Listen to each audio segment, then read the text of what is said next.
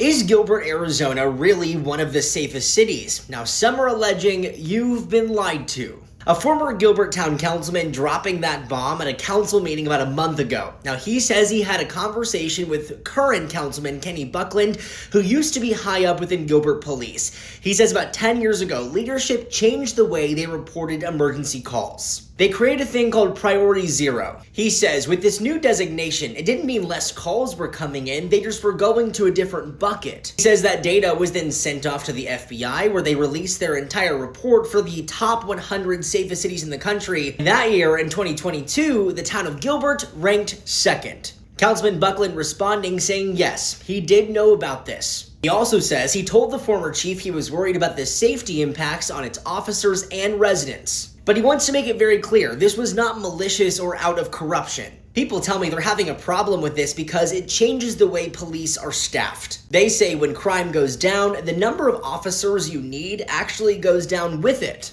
They say there wasn't less crime, it just was reported differently. So they say they were just more understaffed and stretched thin. We talked to one woman about this in Gilbert, Carissa Arnold, and she says her family was the price the town paid. She says her daughter was raped, and as Gilbert police were investigating during this exact same time as Priority Zero, she says it did not go over well. She says investigators really took their time, there wasn't much traction, and those officers were stretched too thin. So the question is, why should we care about something a decade ago when now the town of Gilbert says they have a new way of reporting data in the first place? Arnold says it's because her daughter's case from that time is still unsolved.